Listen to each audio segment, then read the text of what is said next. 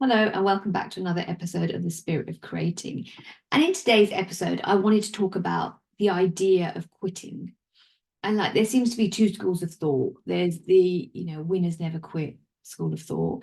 And then there's this idea of knowing when to call it a day and, making an intention of quitting something that just isn't working out for you.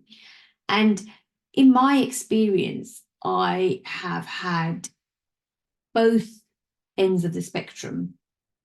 But I think we can, as a creative, feel like we have to choose either or.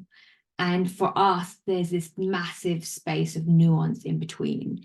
And there's not necessarily this desire to quit something if it's not working. Some projects that we're working on might feel like this isn't panning out, and halfway through, we just leave them because we think for whatever reason they're not really turning out how we wanted them to. And that I'm all okay with, and I do that quite often. If I'm working through something and I can just tell it's not really panning out, no matter how much energy I'm putting in, I will call time on it and call it quits.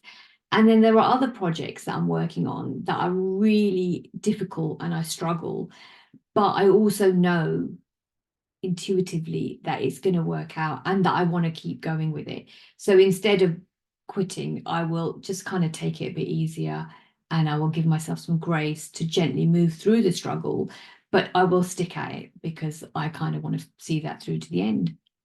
So there's all these variances, but there was one time in all the years I've been creative where I quit art altogether.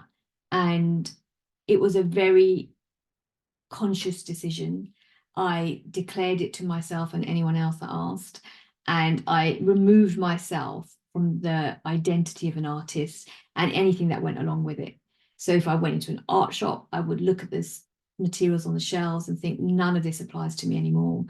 And it's almost like I wanted that relief. I didn't want any association with it because my own creativity had started to feel like a burden to me. And it was because I had a conditional relationship with my art. I was creating and I expected my art to give me something in return other than the creative process. I wanted more out of it. And I think I misplaced a lot of other issues that were going on in my world and blamed art and kind of made that the scapegoat and thought if I just release myself from this desire to want to create, then I'll be free of other things that were happening. And that wasn't the case. But irrespective, I did leave and I didn't create anything. And I think altogether it ended up being about a year. And then without any kind of even conscious thinking, I started making art again. And it just kind of seeped in quite quietly back into my world and into my life. And what I noticed was if art was a person, it would be the most unconditional, loving person because there were no grudges. It was just reconnection where I'd left off. And it was more of an unconditional relationship this time round. This time I was in it for the creative process, and that's it. I showed up and my art showed up, and we had this reciprocal relationship. And I didn't expect things that I shouldn't expect from it. And I didn't blame it for things I shouldn't be blaming it for. And it became a much healthier relationship. But what I wanted to speak to and who I wanted to speak to is anyone out there who feels tired, who feels drained, who's struggling with their creative journey and is contemplating the idea of quitting. And I'm here to suggest that maybe it's not that you want to quit, but you just need a break. And it's not a sense of failure or weakness to need a break. It can actually be really conducive to the creative process to take time away from it and to build trust in yourself, to know that if you take some time out, however long that time is, you can come back to it and still be an artist and still have that connection. It doesn't go anywhere.